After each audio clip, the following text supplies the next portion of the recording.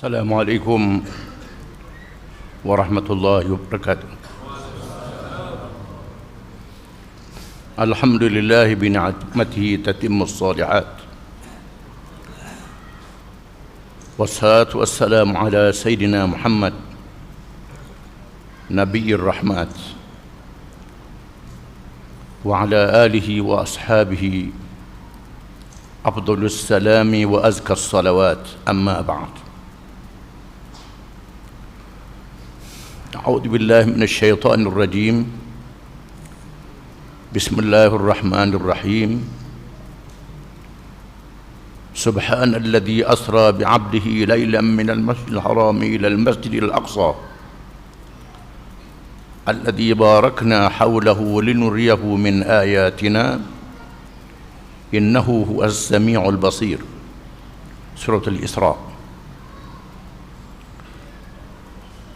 Firman Allah ataupun kata Allah yang bermaksud, Maha Suci Tuhan yang telah menjalankan hamba-Nya di waktu malam, dan menjalankan di waktu malam akan hamba-Nya Nabi Muhammad SAW dari Masjidil Haram di Makkahul Mukarramah ke Masjid Aqsa di Baitul Maqdis,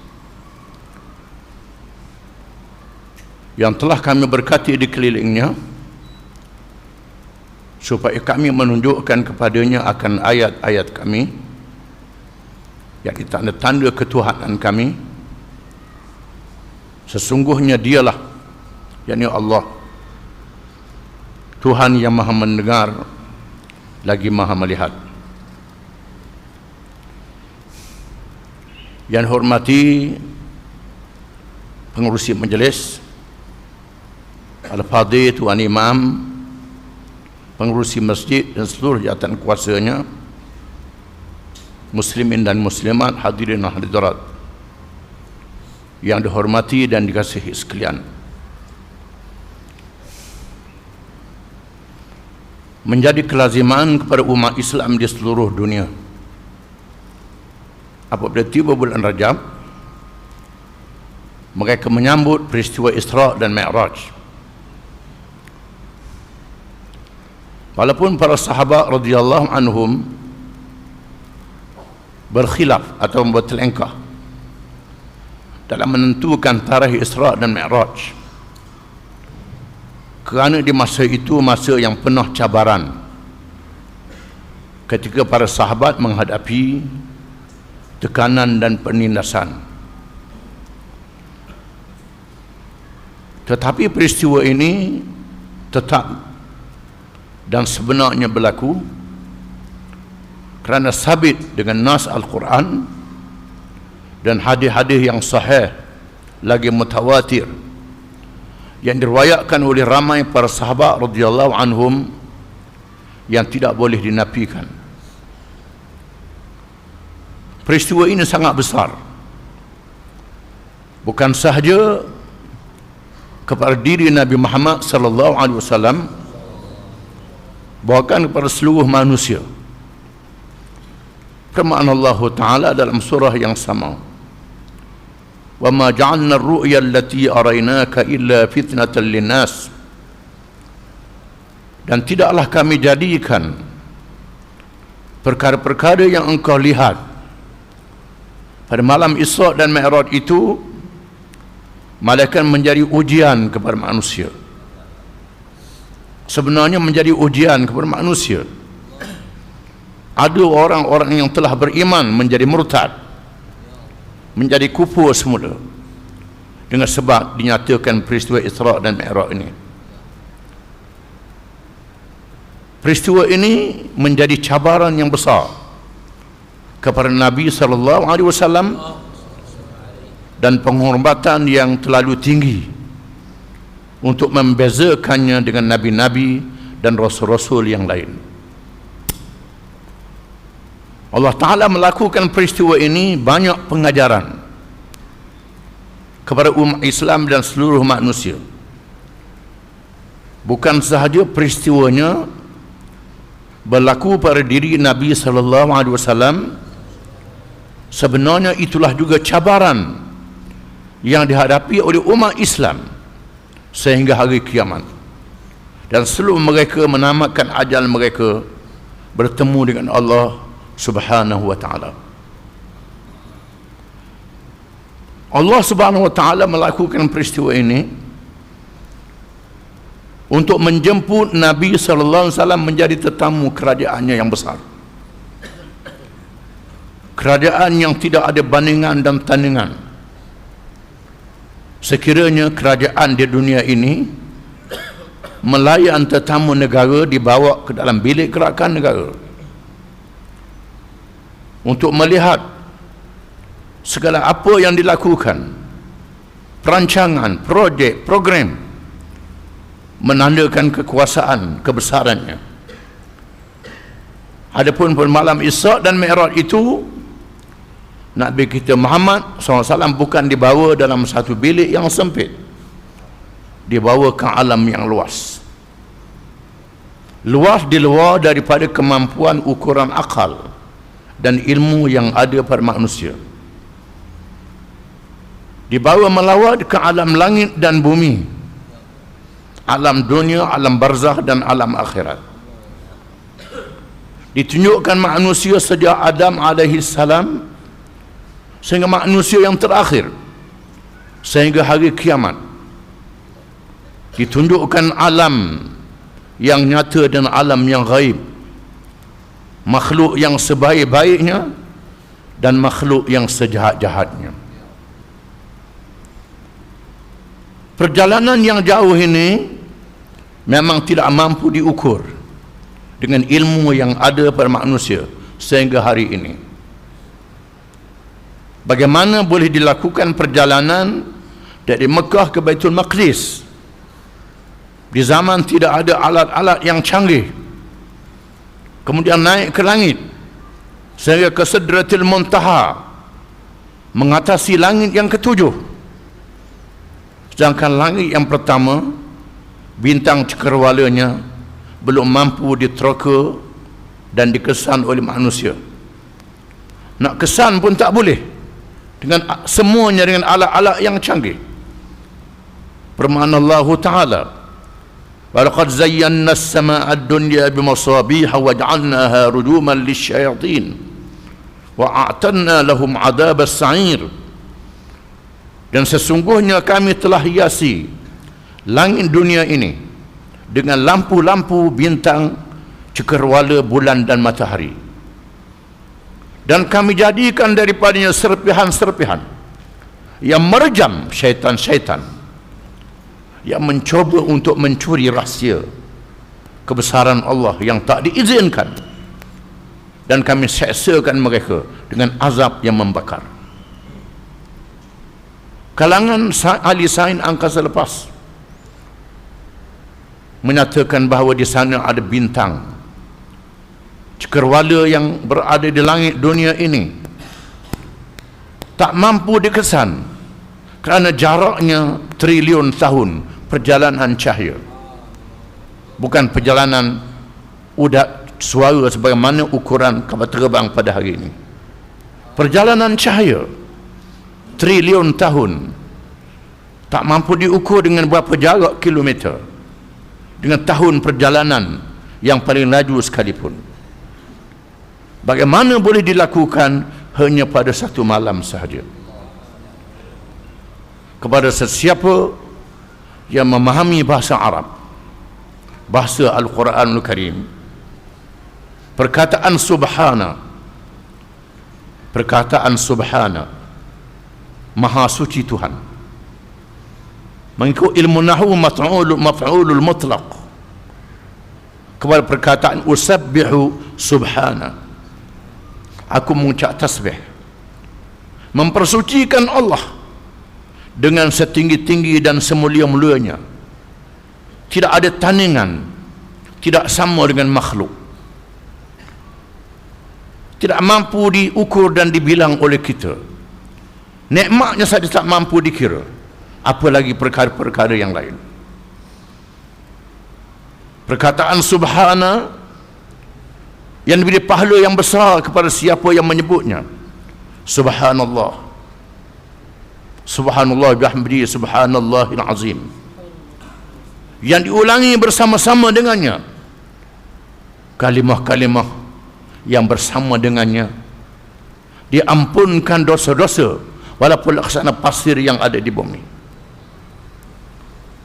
Fadilatnya besar, menunjukkan kehebatan perkataan ini. Tuhan yang Maha Suci inilah yang melakukan Isra dan Mi'raj. Tuhan yang Maha Suci inilah yang menjalankan Rasulnya Muhammad sallallahu alaihi wasallam. Bukan Muhammad yang berjalan sendiri. Tuhan yang Maha Suci yang menjadikan tinggi dan rendah, jauh dan dekat, lama dan sekejap. Tuhan yang Maha Suci yang menjadikan ini semua, menghapuskan tinggi dan rendah, menghapuskan lama masa, menghapuskan sebab-sebab yang ada dalam alam makhluk ini untuk melakukan Isra dan Mi'raj hanya pada satu malam sahaja, untuk ditunjuk kepada Rasulnya Muhammad sallallahu alaihi wasallam alam yang besar, bahawa dunia yang kita berada ini habuk yang halus di tengah-tengah alam yang besar. Dijemput menjadi tetamu ketika Nabi SAW dalam ujian setelah dilantik menjadi Rasul kepada seluruh manusia. Berbeza dengan Rasul-Rasul yang lain yang diutuskan untuk kaumnya sahaja, untuk umatnya sahaja, untuk bangsanya sahaja, untuk negerinya sahaja, dan untuk zamannya sahaja. Diutuskan untuk seluruh dunia, seluruh alam. Memang Rasul yang dilantik di bumi yang kering kontang, yang tidak ada hasil, tak ada sumber ekonomi, tak ada infrastruktur, tak ada asas ekonomi dan politik, tak ada kekuatan. Bagaimana Rasul yang dilantik di tempat yang begini rupa, di tengah bangsa yang buta huruf, yang tak ada asas tamadun sedikit pun? Bagaimana nak menjadi Rasul yang memimpin seluruh dunia negara yang bertamadun sehingga hari kiamat? Belum lagi berdepan dengan Parsi dan Rom, kuasa besar dunia, China, India dan Mesir, negara yang dianggap bertamadun, golongan ahli kitab yang berilmu, ahli falsafah Greek, Yunani, Parsi dan lain-lain, sudah menerima tentangan di Makkahul Mukarramah. Kaum bangsanya sendiri, umatnya sendiri, jahiliyah Arab yang terkenal dengan ganas, paling ganas dalam dunia, paling keras dalam dunia. Bagaimana nak menyampaikan mesej dan risalah kepada seluruh dunia kalau inilah permulaan yang dihadapi oleh Nabi sallallahu alaihi wasallam? Namun demikian, Nabi kita Muhammad SAW menunjukkan seorang Rasul yang berjiwa besar, lebih besar dari Rasul-Rasul yang lain yang sebelum daripadanya, daripada Adam sehingga Rasul yang kemudian daripadanya, termasuk Rasul Ulil Azm, Nabi Nuh, Nabi Ibrahim, Nabi Musa, Nabi Isa alaihimussalam, mengatasi semua Rasul-Rasul ini.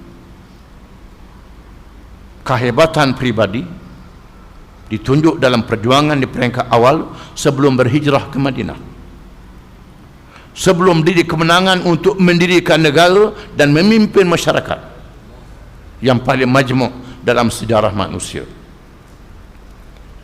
Didahulukan dengan tekanan dan penindasan, menjadi adab kepada perjuangan Nabi-Nabi dan Rasul-Rasul alaihi wassalatu wassalam, sehingga sahabat-sahabatnya dibelasah, diseksa, ada yang mati, yang cedera. Setelah dua orang yang paling berpengaruh, Ummul Mukminin Khadijah binti Khuwailid radhiyallahu anha, seorang wanita bangsawan yang disegani di Makkah, wafat. Setelah bapa saudaranya Abu Talib, seorang yang disegani di Mekah, juga meninggal dunia. menyebabkan peluang terbuka kepada pemimpin-pemimpin jahiliyah Mekah untuk melakukan apa sahaja kepada Rasulullah sallallahu alaihi wasallam, termasuk untuk membunuhnya. Walaupun demikian tidak berganjak, bahkan lebih maju, lebih ke depan, pergi ke Taif, mengajak penduduk Taif kalangan Bani Thaqif kepada Islam, dengan harapan setelah kaum Quraisy yang ada di Mekah sudah terhalang, mudah-mudahan Bani Thaqif masuk Islam. Tiba-tiba Bani Thaqif lebih kejam, lebih keras, mengerahkan pemuda-pemuda yang samsing menunggu Nabi SAW dan sahabatnya Zaid bin Harithah radhiyallahu an di tengah jalan untuk dilantar dengan batu, sehingga jasad kedua-dua orang ini berlumuran darah, berlindung di satu kebun dan bermunajat kepada Allah, dan munajat yang terkenal, Allahumma inni ashku ilaika dha'fa quwwati wa qillata hilati wa hawani 'ala an-nas, anta rabbi anta rabbul mustad'afin, ila man takiluni ila ba'idin yatajahhamuni am ila aduwin mallaktahu amri illam yakun bika alayya ghadabun fala ubali, hingga akhirnya. Saya baca sebahagian berdoa itu sahaja. Ya Allah, ya Tuhanku, aku mengadu kepadamu lemahnya aku dan tiadanya kekuatanku, tiadanya helah dan kira bicaraku dalam menghadapi mereka. Engkaulah Tuhan orang yang lemah ditindas, indas. Engkaulah Tuhanku, kepada siapa engkau serahkan aku? Adakah kepada musuh, kepada orang yang tidak mengenaliku, ataupun musuh yang boleh melakukan apa sahaja terhadapku? Jika sekiranya tiada murkamu, nescaya aku tidak peduli. Di saat yang begitu rupa, merasakan dirinya kebimbangan, dimurka oleh Allah, belum lagi menjalankan tugas dengan sepenuh. Ini berbeza dengan rasul-rasul yang lain. Bila menemui jalan buntu, berdoa kepada Allah, membinasakan kaumnya. Contohnya dari Musa alaihi salam, wa qala Musa rabbana innaka ataita fir'aun wa mala'ahu zinatan wa amwalan fil hayatid dunya rabbana liyudillu an sabilik rabbana tmis ala amwalihim washdud ala qulubihim فلا يؤمنوا حتى يروا العذاب الأليم قال قد أجيبت دعوتكما فاستقيما ولا تتبعان سبيل الذين لا يعلمون. Dan berkatalah Nabi Musa, berdoa kepada Allah, mengadu kepada Allah, diaminkan oleh Nabi Harun alaihi salam, wahai Tuhan kami, engkau beri pada Fir'aun perhiasan dunia dan kekayaan. Dengan kekayaan ini Fir'aun menyesatkan manusia dari jalanmu, menggunakan harta kekayaan untuk menyesatkan manusia dengan rasuah, dengan menggaji orang untuk melakukan apa sahaja kejahatan dan kezaliman. Wahai Tuhan, binasakanlah harta benda mereka, tutupkanlah pintu hati mereka. Sebenarnya mereka tidak beriman, malaikat mereka telah melihat azab yang pedih, wahai Tuhan. Tuhan menjawab, dia perkenankan doa kamu berdua, wahai Musa dan Harun, maka kamu berdua hendaklah istiqamah, tetap berada di jalan yang betul, jangan berganjak, jangan ikut jalan orang-orang yang tidak mengerti, yang mahu kejayaan itu cepat, ataupun yang merasakan putus asa, tak ada harapan lagi. Ini doa Nabi Musa. Tuhan suruh istiqamah. Nabi Musa menghadapi Fir'aun kerajaan yang paling zalim, yang paling angkuh dalam sejarah manusia. Sebelumnya Nabi Nuh, Nabi Ibrahim, selepasnya Nabi Isa alaihi wassalatu wassalam. Apa itu Nabi SAW berdoa dengan doa begitu rupa? Datang malaikat nak bantu, nak buat apa saja Nabi tolak. Sampai ke Mekah, malaikat izin nak angkat bukit Mekah, nak hempaskan ke atas orang-orang musyrikin. Nabi kata jangan. Tak apalah, sabar.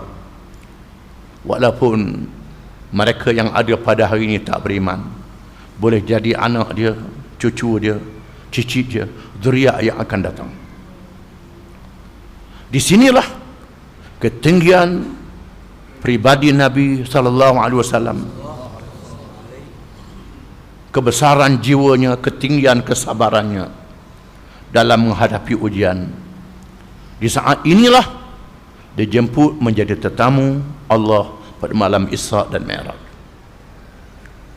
untuk ditemukan dengan nabi-nabi dan rasul-rasul alaihi wassalatu wassalam, ditemukan dengan cabaran-cabaran yang akan tiba, cabaran Yahudi, Nasrani, dunia dan sebagainya, syaitan dan iblis. Ditunjukkan manusia-manusia yang baik yang sudah mati, di mana perginya. Ditunjukkan manusia-manusia yang jahat, di mana perginya. Ditunjukkan syurga dan neraka sebelum bertemu dengan Allah Subhanahu wa ta'ala. Pertemuan dengan nabi-nabi dan rasul-rasul bagi menyatakan kesatuan Islam, kesatuan ad-din. Hanya Islam sahaja ajaran yang dibawa oleh nabi-nabi dan rasul-rasul alaihi wassalatu wassalam. Tidak ada rasul yang menganut agama yang lain daripada Islam. Tak ada rasul Yahudi, tak ada rasul Kristian. Walaupun penganut Yahudi mendakwa dan mengatakan Nabi Musa adalah nabi pemimpin agama Yahudi. Penganut Kristian mengatakan Nabi Isa adalah pembawa agama Kristian. Tak betul. Semua nabi-nabi adalah menganut Islam. Inna dina indallahi al-Islam. Sesungguhnya din di sisi Allah ialah Islam. Wa man yabtaghi ghayra al-Islam dinan falan yuqbala min wa huwa fil akhirati minal khasirin. Dan sesiapa yang mencari, yang berpegang, yang menuntut, yang mengikut lain daripada Islam tak diterima, di akhirat termasuk di kalangan orang-orang yang rugi. Huwa alladhi arsala rasulahu bil huda wa dinil haq liyuzhirahu ala ad-din kulli walau karihal musyrikun. Dialah Tuhan yang telah mengutuskan rasulnya Muhammad sallallahu alaihi wasallam dengan petunjuk dan agama yang benar untuk meninggikan Islam mengatasi segala ajaran yang lain, sama ada yang dinamakan agama ataupun ideologi dan teori. Semua rasul-rasul membawa Islam, Islam yang sempurna, Islam yang lengkap, bukan saja dalam hubungan dengan Allah, termasuk dalam hubungan dengan manusia. Semua nabi-nabi dan rasul-rasul berdakwah, mengajak orang biasa masuk Islam dan mengajak kerajaan-kerajaan di zaman masing-masing patuh pada Islam, mengislamkan rakyat, mengislamkan negara. Inilah dakwah nabi-nabi dan rasul-rasul alaihi wassalatu wassalam. Sama saja, tak ada beza. Bermula daripada Adam sehingga Muhammad sallallahu alaihi wasallam, sama saja. Firman Allah Ta'ala, وَمَنْ يَرْغَبُ عَنْ مِلَّةِ إِبْرَاهِيمَ إِلَّا مَنْ سَفِهَ نَفْسَهُ وَلَقَدِ اصْطَفَيْنَاهُ فِي الدُّنْيَا وَإِنَّهُ فِي الْآخِرَةِ لَمِنَ الصَّالِحِينَ إِذْ قَالَ لَهُ رَبُّهُ أَسْلِمْ قَالَ أَسْلَمْتُ لِرَبِّ الْعَالَمِينَ وَوَصَّى بِهَا إِبْرَاهِيمُ بَنِيهِ وَيَعْقُوبَ يَا بَنِيَّ إِنَّ اللَّهَ اصْطَفَى لَكُمُ الدِّينَ فَلَا تَمُوتُنَّ إِلَّا وَأَنْتُمْ مُسْلِمُونَ. dan sesiapa yang tidak suka kepada ajaran yang dibawa oleh Ibrahim, maka dia adalah orang yang membodohkan dirinya sendiri. Sesungguhnya kami pilih Ibrahim di dunia menjadi rasul, dan di akhirat termasuk di kalangan orang-orang yang saleh. Pada malam Isra dan Mi'raj ditemukan dengan Nabi SAW di langit yang ketujuh, bersandar di Al-Baitil Ma'mur, kiblat kepada malaikat-malaikat di langit. Mengapa Ibrahim dipilih menjadi rasul yang mulia di dunia dan di akhirat? Tuhan mengatakan, bila Tuhan berkata, wahai Ibrahim, Islam wahai Ibrahim. Ibrahim menjawab, saya Islam kerana Tuhan sekalian alam. Ibrahim memberi wasiat kepada anak-anaknya dan Nabi Yaqub. Yaqub adalah cucu Ibrahim. Yaqub bin Isa bin Ibrahim. Daripada Nabi Yaqub dilahirkan nabi-nabi Bani Israel, di antaranya Musa dan Isa alaihi wassalam. Nabi Yaqub memberi wasiat kepada anak-anaknya. Nabi Ibrahim sama juga memberi wasiat, wahai anak-anak kesayanganku, sesungguhnya Allah telah memilih kepada kamu satu ajaran, iaitulah Islam. Jangan kamu mati melainkan dalam keadaan kamu menjadi orang-orang Islam. Ibrahim menjadi contoh seorang Islam. Islam dengan makna menyerah diri kepada Allah. Semua perintah Allah diikut secara menyerah diri, secara menerima. Apabila Allah memilih Ibrahim untuk dilahirkan daripadanya zuriatnya Nabi akhir zaman Muhammad sallallahu alaihi wasallam, Allah memerintah Ibrahim menghantar istrinya Hajar bersama dengan anak kesayangan Ismail di bumi Mekah yang kering kontang. Wadin ghairi dhi zar'in, lembah yang tidak ada tanaman, bermakna tak ada air. Binatang yang buas tak bersedia nak tinggal di situ, apatah lagi manusia. Ibrahim menunaikan perintah Allah tanpa bertanya, wahai Tuhan, di sana ada tidak infrastruktur, ada kedai ke, ada manusia ke, ada kemudahan asas, ada bekalan apa? Ibrahim tak tanya. Ibrahim terus pergi dan meletakkan isteri dan anaknya di bumi yang kering itu, kerana percaya kepada Allah, rahmatnya. Bila Allah Ta'ala perintah, Allah Ta'ala pasti tidak mensia-siakan. Jangan tanya Allah Ta'ala, jangan soal Allah Ta'ala. Apa dia perintah mesti ikut.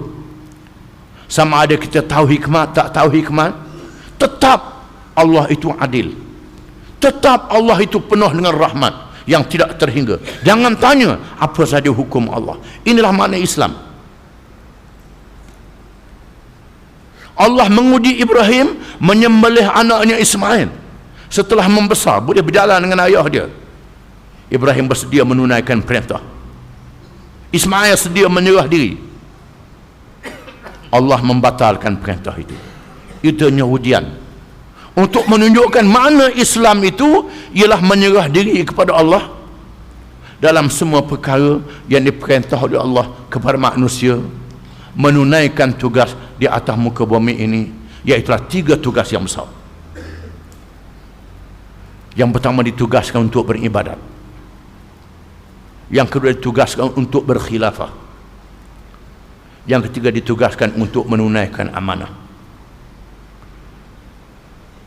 Tugas ibadah dinyatakan oleh Allah, wa ma khalaqtul jinna wal insa illa liya'budun, dan tidaklah aku jadikan jin dan manusia malaikat supaya mereka itu beribadat, mengabdikan diri kepada aku, menyembah aku. Tugas ibadah.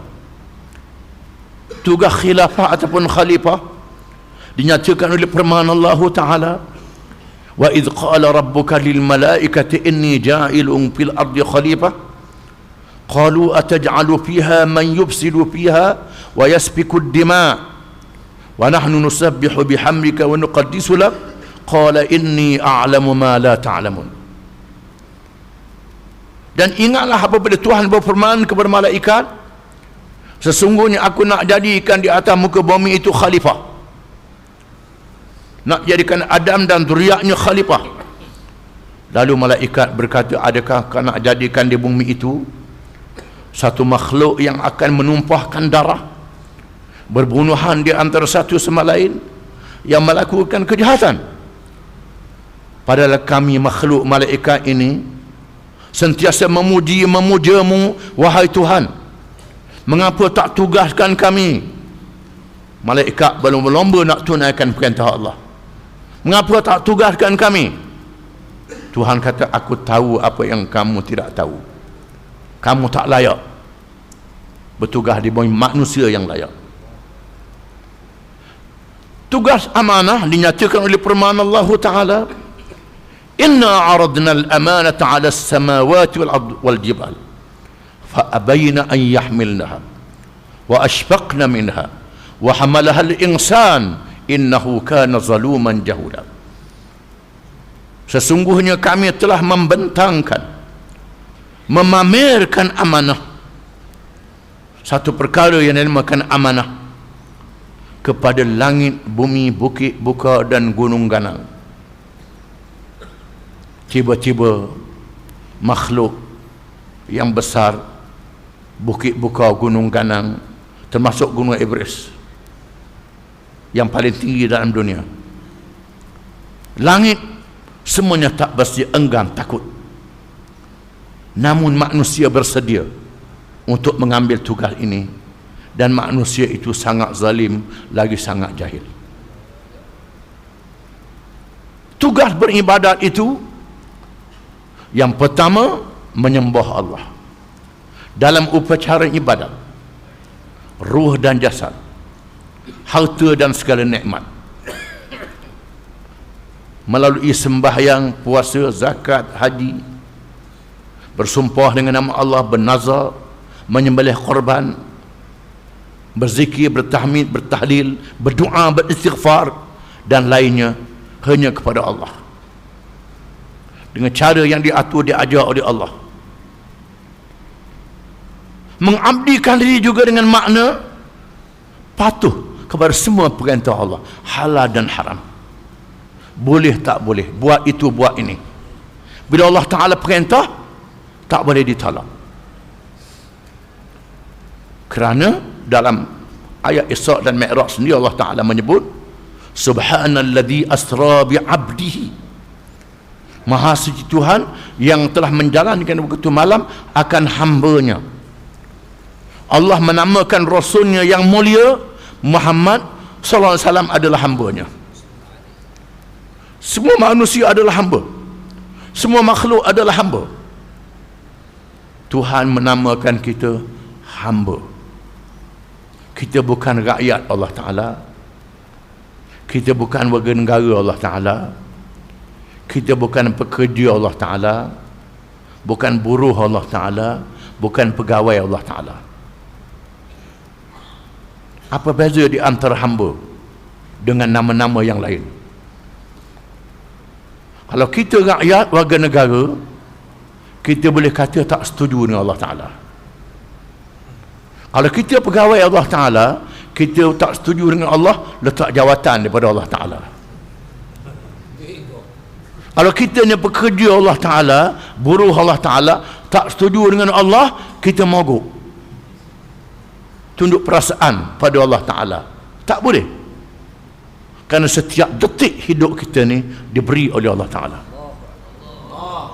Nyawa kita, roh kita, degup jantung kita, denyut nadi kita, aliran darah kita, masa jaga, masa tidur, rezeki kita, semuanya dicipta oleh Allah Ta'ala. Berada di bumi Allah, tak boleh keluar dari bumi Allah Ta'ala. Di mana sahaja kita berada, bila kita tak boleh lari daripada Allah Ta'ala, Termasuk diri kita ni Allah yang mengadakan. Kalau Allah tidak mengadakan, tak ada. Termasuk akal kita ni, ada orang Tuhan cabut akal dia, hilang akal. Ada orang cabut akal dia sendiri, minum arak, hentam dadah, hilang akal dia. Macam-macam. Semuanya pemberian Allah. Setiap diri kita adalah daripada Allah, maka kita adalah hamba kepada Allah. Bila hamba kepada Allah, kalau kita percaya kepadanya, tak boleh tolak apa sahaja peraturan Allah. Wa ma kana lil mu'minin wa la mu'minah idza qada Allah wa rasuluhu amra an yakuna lahumul khiyaratu min amrihim. Dan tidak harus bagi seseorang lelaki yang beriman dan seseorang perempuan yang beriman, apabila Allah dan Rasulnya, Allah sendiri dan Rasul yang dilantik menyampaikan ajaran Allah, membuat sesuatu keputusan, lalu dia membuat pilihan yang lain. Tak ada pilihan yang lain. Disinilah bila mesyuarat. Dalam mesyuarat ataupun nak bagi pandangan, sahabat tanya, wahai Rasulullah, ini wahyu daripada langit, perintah daripada Allah, ataupun pandangan peribadi? Kalau ini daripada Allah, kami akur. Kalau pandangan peribadi, ini pandangan kami. Ini makna Islam, memperhambakan diri kepada Allah. Bila Allah Ta'ala menurunkan ayat, arak diharamkan. Para sahabat radhiyallahu anhum yang masih menyimpan arak, beberapa tempayan di rumah yang nak dijual, disimpan, dicurahnya sehingga mengalir arak itu di jalan Madinah. Tak timbul nanti habis ni dulu, rugilah, dah keluar modal ni, tak ada. Terus dicurahnya arak itu. Ini makna Islam, memperhambakan diri kepada Allah. Yang kedua, khilafah ataupun khalifah. Apa makna khalifah ataupun khilafah? Khalifah dengan makna, bukan makna khalifah dalam bahasa Melayu. Khalifah dalam bahasa Melayu, ketua silat gayung.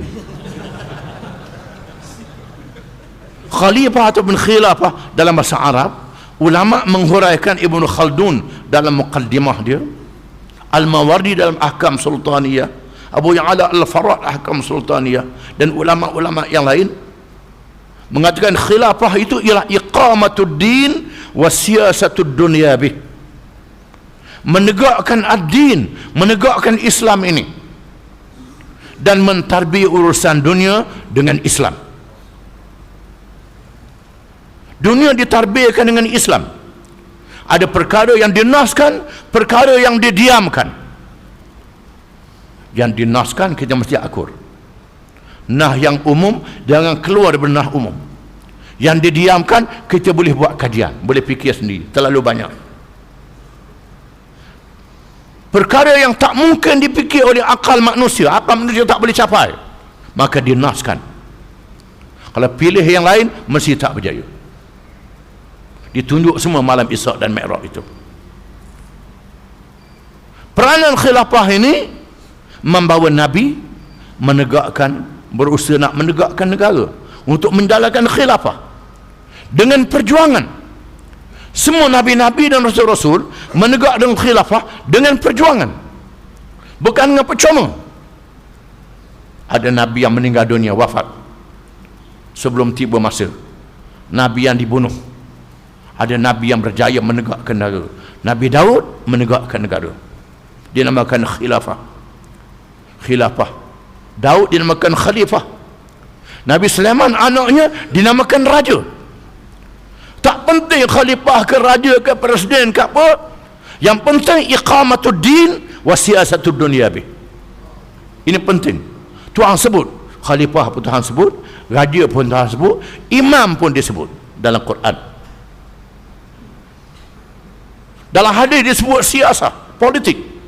Kanat Banu Israel tasusuhumul anbiya, adalah Bani Israel yang menjadi pemimpin siasah mereka ialah Nabi-Nabi alaihi wassalatu wassalam.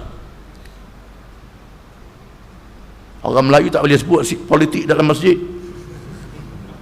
Sebut politik tak boleh, sebut pemerintahan boleh, kepimpinan boleh. Samalah tu. Sebut bodoh tak boleh, tak cerdik tak apa. Padahal sama je. Sama je. Ini dia. Ini mesti kita faham. Ini. Kemudian amanah. Apa makna amanah? Amanah ni, para ulama tafsir meriwayatkan Allah Ta'ala membentangkan amanah per langit dan bumi, iaitulah merupakan perintah Allah. Terkandung di dalamnya suruhan dan larangan. Allah berfirman, barang siapa yang ikut perintah ini, dia beri kelebihan, nikmat, masuk syurga, kemuliaan. Barang siapa yang lawan, yang derhaka, neraka jawabnya. Maka makhluk, langit, bumi, bukit, bukau, gunung, ganang, gerun dan takut, tak bersedia. Maka Allah menentukan manusia yang menjalankan tugas ini, kerana Allah jadikan manusia ini mempunyai keistimewaan. Ada jasad, ada ruh, ada akal, boleh bergerak, boleh berjalan, boleh berfikir, boleh mengurus, sehingga menguasai makhluk-makhluk yang lebih besar daripadanya. Manusialah yang dipilih untuk menjalankan perintah Allah dalam perkara ibadat dan khilafah tadi. Amanah yang paling besar ialah amanah melaksanakan hukum Allah dengan adil. Firman Allah Ta'ala, banyak orang kita bila sebut amanah cukup dengan kirim surat, simpan barang, hantar barang, itu amanah. Di sana ada amanah yang lebih besar. Firman Allah Ta'ala, innallaha ya'murukum an tu'addul amanati ila ahliha wa idha hakamtum bainan nasi an tahkumu bil adl innallaha ni'ma ya'zukum bih innallaha kana sami'an basira ya ayyuhalladzina amanu atii'u Allah wa atii'ur rasul wa ulil amri minkum fa in tanaza'tum fi syai'in farudduhu ila Allahi war rasul in kuntum tu'minuna billahi wal yawmil akhir dzalika khairun wa ahsanu ta'wila. Sesungguhnya Allah menyuruh kamu supaya kamu menunaikan amanah dengan menyerahkan amanah itu kepada orang yang ahli dapat menunaikannya. Dan apabila kamu menghukum, menjatuhkan hukuman, melaksanakan hukuman, mengurus hukuman, mentadbir hukuman di kalangan manusia seluruhnya, kerana Allah mengutus Nabi Muhammad SAW kepada seluruh manusia. Ulama mengatakan manusia ni ialah ummah dakwah dan ummah ijabah. Ummah dakwah ialah ummah yang diajak pada Islam, seluruh manusia, Islam dan bukan Islam. Ummah ijabah ialah ummah yang sudah menerima Islam. Ada ulama mengatakan ada yang ketiga, ummah yang ketiga, wal takum minkum ummatun yad'una ila al-khair wa ya'muru bil ma'ruf wa yanhauna 'anil munkar. Ummah yang melaksanakan hukuman, ini yang ketiga. Ummah yang bertanggungjawabkan. Ini tiga ummah ini. Kemudian Allah Ta'ala menyebut, ya ayyuhalladzina amanu atii'u Allah wa atii'ur rasul wa ulil amri minkum. Wahai orang-orang yang beriman, taatilah Allah, taatilah Rasul dan ulil amri di kalangan kamu. Ulil amri ialah mereka yang mengendalikan perkara urusan umat Islam. Ulama-ulama tafsir di kalangan sahabat tabi'in yang mendalami ilmu Al-Quran, buka kitab tafsir. Ulil amri ini dua golongan. Yang pertama, para ulama yang mengetahui ilmu-ilmu Quran dan hadis, mengetahui ilmu agama. Ini ulil amri. Mereka bertanggungjawab memelihara amanah ilmu yang ada dalam Quran, yang ada dalam hadis, dengan amanah tak boleh diselewengkan. Mengajar, memberitahu, menyatakan. Yang kedua, ulil amri ialah pemimpin negara yang memerintah, yang melaksanakan hukuman secara amali dalam kehidupan manusia. Ini ulil amri, iaitu ulama dan umara, para ulama dan pemimpin. Maka jika sekiranya kamu bertelengkah dalam sesuatu perkara, bertelengkah dalam satu perkara, kembali kepada Allah dan Rasul. Sekiranya kamu sungguh-sungguh beriman kepada Allah dan hari akhirat, itulah penyelesaian yang sebaik-baiknya. Ini makna menunaikan amanah. Bagi melaksanakan kewajipan ibadah, khilafah dan amanah ini, manusia tak mampu fikir sendiri dalam semua perkara. Maka Allah mengutuskan nabi-nabi dan rasul-rasul alaihimussalatu wassalam, bermula dengan Adam dan ditutup dengan Nabi Muhammad sallallahu alaihi wasallam, yang akan ditamatkan dunia dengan kiamat untuk dilakukan hisab selepas ini. Akhir zaman ini Allah Ta'ala jadikan dunia ini satu saja, dengan alat-alat yang canggih, perhubungan yang cepat, boleh berpindah ke satu negeri dengan cepat, dengan kapal terbang yang laju, alat-alat yang canggih, hubungan antara bangsa dah menjadi bersatu. Maka cukup seorang Rasul saja, Muhammad sallallahu alaihi wasallam, yang dilantik, bukan macam zaman dahulu. Dilantik Nabi Muhammad dengan mukjizat ilmu. Al-Quranul Karim adalah mukjizat ilmu, berbeza dengan mukjizat Nabi Musa, tongkat dan sebagai untuk lawan sihir. Mukjizat Ibrahim, ketahanan dibakar dalam api. Mukjizat Isa, menghidupkan orang mati, mengubat penyakit. Mukjizat mengikut zaman masing-masing. Di akhir zaman, mukjizat ilmu Al-Quranul Karim dicetuskan di bumi Arab yang kering. Tak ada sekolah, tak ada universiti, tak ada tamadun. Dalam masyarakat butuh huruf, Nabi pun butuh huruf. Menerima Quran, terus ingat Quran itu, dan mengajak orang yang beriman dididik dan diasuh dengan Quran itu dalam semua urusan kehidupan manusia. Semua ilmu yang ada dalam dunia ini mesti bersumberkan Quran. Sama ada ilmu yang dinamakan ilmu akhirat, dunia dan akhirat, atau ilmu duniawi, semua ada dalam Quran. Termasuk ilmu sihir yang diharamkan, disebut dalam Quran. Ilmu yang dilarang, Tuhan larang ilmu sihir, disebut dalam Quran. Segala-galanya berasaskan Quran. Di sinilah banyak para saintis hari ini yang baca Quran masuk Islam. Masuk Islam. Quran sebenarnya mukjizat. Tak boleh lawan Quran ni. Sebenarnya mukjizat.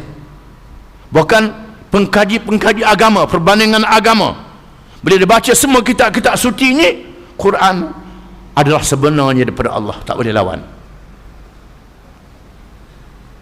Mereka yang cakap besar tu, ada yang cakap besar, tak erti baca Quran pun, tak tahu pun Quran, tak mendalaminya. Yang mendalami secara amanah, menjadi Quran adalah mukjizat.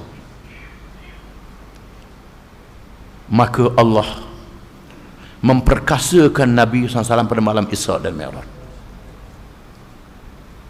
bersemayam berjemaah dengan Nabi-Nabi dan Rasul-Rasul di Baitul Maqdis, menandakan semua Rasul adalah Islam. Tak ada Rasul yang agama lain, semayangnya sama saja. Kemudian di langit dalam perjalanan ditemu dengan Nabi-Nabi dan Rasul-Rasul. Ada Rasul yang ramai pengikut, ada Rasul yang sedikit pengikut, ada Rasul yang berjalan seorang diri, tak ada pengikut langsung. Wahai Muhammad, kewajipanmu menyampaikan. Yang menentukan hidayah itu Tuhan. Kalau orang tak ikut, bukan salahmu, salah dia lah. Tuhan beri hidayah kepada siapa yang layak. Yang tak layak, Tuhan tak bagi hidayah. Walaupun dia orang Arab, walaupun dia ahli kitab, walaupun dia alim, dia tengok batang tubuh Nabi SAW, walaupun iblis yang tengok neraka, syurga dia tengok dah, berdialog dengan Allah Ta'ala, iblis tak dapat hidayah. Jangan main-main. Kita dah ada CD berjala-jala dalam bidang agama. Kalau tak dapat hidayah, sesat jawab dia, walaupun ada ilmu. Ilmu lain, hidayah lain. Ini mesti faham. Iblis adalah pemimpin jin yang ditawan oleh malaikat sebelum kejadian manusia. Memimpin makhluk jin melakukan kejahatan di bumi. Tentera malaikat turun mengalahkan mereka, menawan iblis ini dibawa ke langit, dan iblis bersama dengan malaikat beribadat, mengkagumkan malaikat ibadatnya. Hebat iblis ni buat ibadat. Bila sampai masa Allah menciptakan Adam, Allah memerintah malaikat sujud menghormati makhluk yang diciptakan, yang menjalankan tugas yang besar di bumi. Iblis tak mau sujud kerana dalam hati dia ada satu sifat, aba wastakbara, enggan dan sombong. Ana khairum minhu khalaqtani min narin wa khalaqtahu min tin. Iblis bercakap dengan Tuhan secara langsung, wahai Tuhan, mengapa kau suruh aku sujud kat dia, pada aku lebih baik pada dia. Aku lebih baik pada dia. Engkau jadikan aku daripada api, engkau jadikan Adam daripada tanah. Iblis dia sendiri yang letak markah dia sendiri. Kalau kita masuk pressure, kita buat markah sendiri, lulus banyak masa lah. Kita letak pakat kita sendiri. Beli uniform, beli sendiri uniform. Pulih ke tentera je, lepas tu beli bintang banyak-banyak letak atas pula bau, bubuh sendiri. Orang jenis apa begini, tak laku lah. Angkat diri sendiri. Begitulah ahli-ahli ilmu yang tak dapat hidayah, kerana kerja pada dunia, takut pada dunia dan kemewahannya. Maka ditunjuk pada malam Isra' dan Mi'raj itu gangguan Yahudi, gangguan Kristian, gangguan dunia dan sebagainya, syaitan dan iblis tak dilayan oleh Nabi SAW. Kemudian Allah Ta'ala bertemu dengan Nabi di Sidratil Muntaha, disampaikan kewajipan semayang 5 waktu, merupakan hubungan secara langsung dengan Allah Ta'ala, hubungan terus dengan Allah Ta'ala. Semayang 5 waktu berbeza dengan kewajipan yang lain. Ibadat sembahyang adalah penolong kepada kita dalam menjalankan tugas lain pada sembahyang. Di sinilah disuruh kita sembahyang 5 waktu sehari semalam. Masa musafir diizinkan kita jamak sembahyang masa musafir. Masa hujan pun boleh jamak sembahyang. Trafik jam teruk pada hujan lagi. Trafik jam dengan hujan makna teruk trafik jam lagi. Di mana mengikut maqasidus syariah ialah al-masyaqqah, bukan hujan itu. Kelonggaran yang agama beri, ini bukan masa untuk saya nak syarah bab ini. Ini kena faham kaedah hukum syarak itu, maqasidus syariah yang kita kena faham. Masyaqqah, betul-betul masyaqqah. Semayang adalah hubungan secara langsung dengan Allah Ta'ala. Di sinilah kita mesti faham cabaran yang Nabi jumpa malam Isra' dan Mi'raj itu, seruan Yahudi, Kristian, dunia dan kemewahannya. Itulah cabaran yang akan kita hadapi dalam kehidupan dunia ini.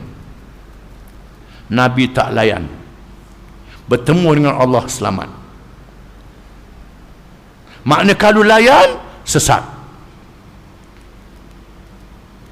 Dalam sembahyang diajar doa tiap-tiap rakaat, ihdinas siratal mustaqim, tunjukkanlah kami jalan yang betul wahai Tuhan.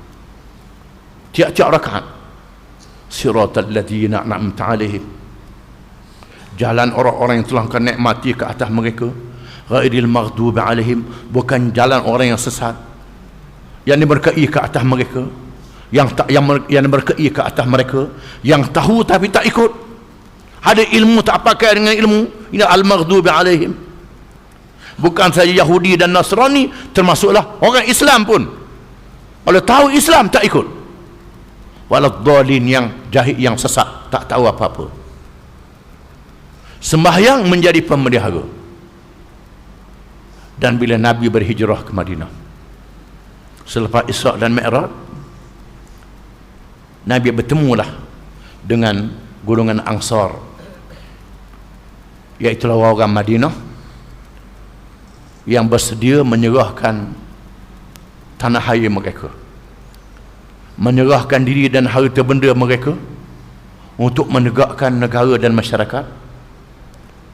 Maka Nabi berhijrah ke Madinah, tinggal dulu Mekah, pergi ke Madinah, menunjukkan tidak cukup bagi Nabi itu mengajak orang masuk Islam saja, semayang saja, puasa zakat haji saja, mesti ada negara yang mendaulatkan syariat Allah. Bila sudah ada negara, Nabi berhijrah ke Madinah, walaupun menempuh bahaya di tengah jalan. Dalam kisah hijrah, ada sahabat yang mati di tengah jalan ketika berhijrah. Pergi ke Madinah, projek yang pertama mendirikan masjid. Projek yang pertama mendirikan masjid bila Nabi berhijrah. Yang pertama buat Masjid Nabawi. Sepatutnya mereka yang mengkaji perancangan bandar, lihat bagaimana perancangan bandar yang Nabi buat. Masjid di tengah-tengah, semua orang mudah pergi ke masjid. Kita hari ni kalau buat masjid, kalau perumahan, carilah tanah radio atas bukit. Siapa yang tua tak larat nak pergi, ujung masjid terus. Lepas puas-puas kita pilih untuk padang permainan, baru masjid di ujung sana jauh. Cari bukit pula nak tunjuk ke orang ni aku buat masjid. Allah Ta'ala sebut, alladzina immakkannahum fil ard aqamus salah wa atawuz zakah wa amaru bil ma'ruf wa nahau 'anil munkar wa lillahi 'aqibatul umur. Orang-orang yang kami berikan kepada mereka kuasa memerintah negeri, mereka mendirikan sembahyang, menunaikan zakat, aspek ekonomi, menyuruh kepada yang baik dan mencegah kemungkaran, memerintah dan menguatkuasakan undang-undang syariat. Mendirikan sembahyang. Mengapa disebut mendirikan sembahyang, tak disebut mendirikan masjid? Kalau mendirikan masjid, sembahyang tak didirikan, tak mencapai tujuan. Mendirikan masjid adalah alat untuk mendirikan sembahyang. Asalnya mendirikan sembahyang, hubungan dengan Allah. Daripada masjid inilah disatukan Muhajirin dan Ansar, dipersaudarakan orang Islam. Kemudian diajak orang bukan Islam, orang bukan Islam diajak bertakluk, bersepahaman. Orang Yahudi Bani Qainuqa, Bani Nadir, Bani Quraizah yang banyak masalah, bukan tak ada masalah, diajak bersama lawan masalah itu. Orang munafik yang pura-pura masuk Islam diajak, dibenarkan datang masjid, tak halau dia. Biar mereka dengar, biar mereka soal. Hujah yas'alunaka dalam Quran, banyak ayat-ayat itu. Sebab turun ini untuk menjawab.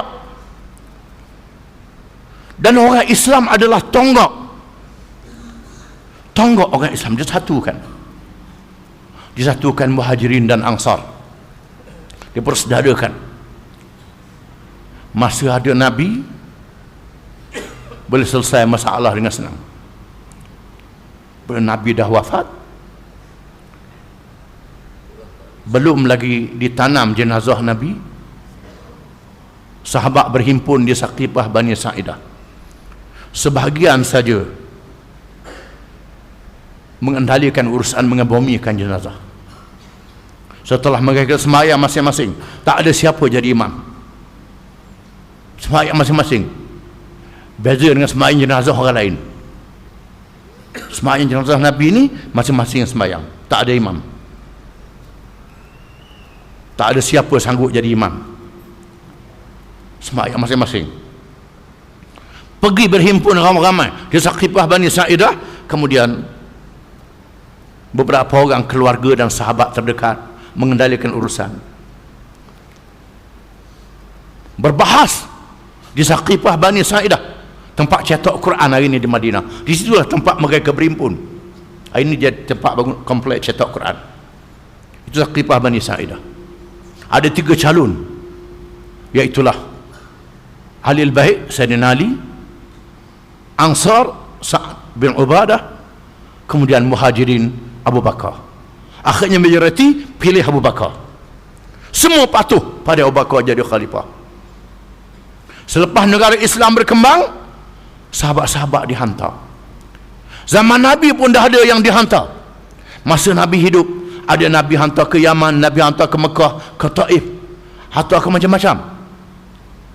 Ada kalangannya, masa Nabi memberi satu hukum yang baru, dinasahkan dia tak ada, menyebabkan dia hukum pada masa dia ada dengan Nabi. Disinilah timbul masalah khilafiyah, timbulnya mazhab-mazhab dalam Islam ni. Kerana ada sahabat di Yaman, sahabat di Mekah, Ibn Abbas di Taif, ada sahabat di ni, menyebabkan berlakunya masalah cabang, khilaf mazhab-mazhab. Apa yang menariknya, zaman tak ada Nabi, zaman tak ada sahabat pun, ulama-ulama mazhab ni tak berkelahi. Mereka berbeza pendapat, tapi tak kelahi. Imam Syafi'i mengaji dengan Imam Malik, Imam Ahmad mengaji dengan Imam Syafi'i, Imam Syafi'i mengaji dengan Muhammad bin Hasan Al-Syaibani dan Abu Yusuf, murid Abu Hanifah sebelum Imam Malik lagi. Imam mazhab ni mengaji antara satu sama lain. Imam Malik kata Allahu Akbar, tangan begitu, tak letak sini. Syafi'i kata tidak, Syafi'i kata kena hubung sini, lain dengan tuk guru dia. Kita tak tahu mana yang molek. Itu khilaf ulama. Syafi'i kata qunut, Abu Hanifah kata tak ada qunut. Nabi kata man ijtahada fa asab falahu ajran wa akhta falahu ajrun wahid. Yang berijtihad dia betul 2 pahala, yang tak betul 1 pahala dalam perkara agama. Semua mazhab ini khilaf. Tuhan tahu mana yang betul. Ini kita kena faham. Mana hujah lebih kuat, itu mazhab aku, kata Syafi'i. Malik kata begitu juga. Orang beritahu kat Imam Malik, Imam Syafi'i murid ni kata beri pandangan lain macam mana ni, kena marahlah ni anak murid apa macam ni. Imam Malik kata boleh jadi pendapat dia betul, pendapat aku salah. Semua orang boleh diterima cakap dia, malaikat orang yang ada dalam kubur ini, kata Imam Malik. Ini pendapat aku rasa ini betul, boleh jadi salah. Dia rasa dia betul, boleh jadi dia salah. Itu perkara yang tidak nyata nas. Perkara yang nahnya nyata, itu tak ada khilaf. Sembahyang 5 waktu diwajibkan, cara sembahyang rakaat sembahyang ni tak khilaf. Bacaan dia ada khilaf. Kita pergi Mekah, imam tak baca bismillah, Imam Ahmad tak baca bismillah. Imam Ahmad ni murid pada Imam Syafi'i, mengaji Imam Syafi'i. Syafi'i kata bismillah daripada Fatihah wajib, Ahmad kata tak wajib, sunat saja. Kalau ikut tegah Syafi'i tak sah dah tak baca bismillah. Tapi Syafi'i pergi ke Iraq mengaji dengan ulama-ulama Hanafi, Syafi'i tak baca qunut. Macam mana imam tak baca qunut? Kata qunut kena sunat. Siapa yang kata menghormati Abu Hanifah? Imam Syafi'i kata menghormati Abu Hanifah. Di sini menunjukkan bagaimana ulama-ulama ni belajar ukhuwah yang diajar oleh Nabi SAW. Walaupun kita berbeza pendapat, kita bersaudara. Ini tidak berbeza pendapat, berkelahi. Ini tak betul. Ini salah. Pernah zaman penjajah dulu. Zaman penjajah dulu ada kaum tua, kaum muda. Kita pun tak tahu mana tua, mana muda. Berkelahi masa tu. Yang kaum tua kata pakai beduk, mikrofon tak ada masa tu. Nak beritahu waktu sembahyang pakai beduk lah. Kaum muda kata tak boleh, beduk tak ada zaman Nabi. Yang guru yang kata tak ada ni, ada murid dia. Yang kata ada ni, hanya murid dia. Yang kata tak ada beduk, curi beduk malam, peranu kecungan. Berkelahi pasal beduk. Negeri orang putih jajah. Di India bertengkar pasal tahiyat. Sahabatnya kata asyhadu an la ilaha illallah, gerak sekali dia. Hambali kata tak, terus bergerak. Kita pergi Mekah ada yang macam ni. Itu Hambali.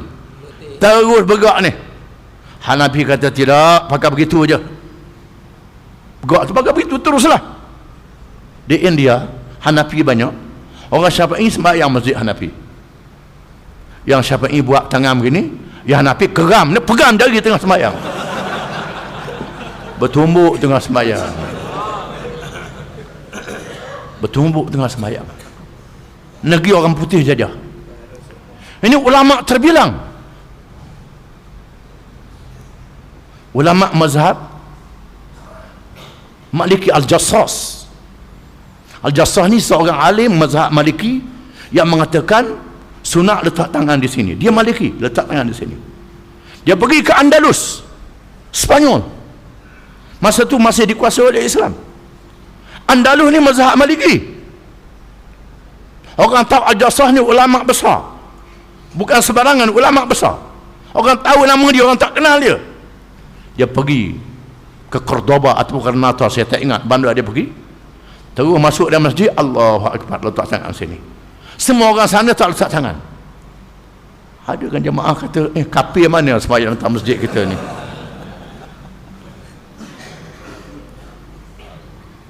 Man adkhala masjidana hadzal kafir. Siapa dia yang masuk kafir dalam masjid ni? Kan letak tangan di sini. Bertengkaran jahil. Lepas tu baru tahu Al-Jassas, terkejut. Ulama besar dalam mazhab Maliki. Ini dia. Itu masalah agama. Orang Islam zaman dulu boleh bersatu sehingga berdakwah, menyebarkan Islam di seluruh dunia. Walaupun macam-macam mazhab, tak kelahi. Kita hari ini kadang-kadang bertengkar pasal kalah masjid je. Yang ni kata pak persegi, yang ni kata ukur begini, ukur ni. Berbahas pasal kalah masjid. Bermasam muka. Ini tak betul. Benda yang terlalu remeh-temeh. Ini Nabi telah berjaya mewujudkan ukhuwah dan mendirikan masyarakat, ukhuwah orang Islam dan orang bukan Islam. Ramai orang bukan Islam masuk Islam. Nabi bersabda, bila kamu pergi ke negeri Mesir, Mesir ni ada anak aku dilahirkan Maria Al-Qibtiyah. Maria ni melahirkan anak aku daripada Mesir. Bila kamu pergi Mesir, kamu hendaklah berlaku baik terhadap orang Mesir, kerana ada musaharah aku dengan orang Mesir ni. Maka zaman Sayyidina Umar, orang Islam masuk negeri Mesir. Semua orang Mesir dianggap bersemenda dengan Nabi. Berapa ribu pupu kita tak tahu dah. Padahal anak dia Ibrahim, isteri Maria Qibtiyah, Nabi suruh bersikap keluarga yang penduduk Mesir. Sehingga orang Mesir yang beragama Kristian Koptik masuk Islam, tinggal segelintir saja. Bukan saja masuk Islam, cakap Arab, tinggal bahasa dia sendiri. Dia pun kata dia Arab juga. Orang Sudan berkata dia Arab, pada dia Afrika, cakap Arab. Dia adalah Arab, berbahasa Arab. Ini dia. Ini pengaruh Islam berjaya menarik manusia.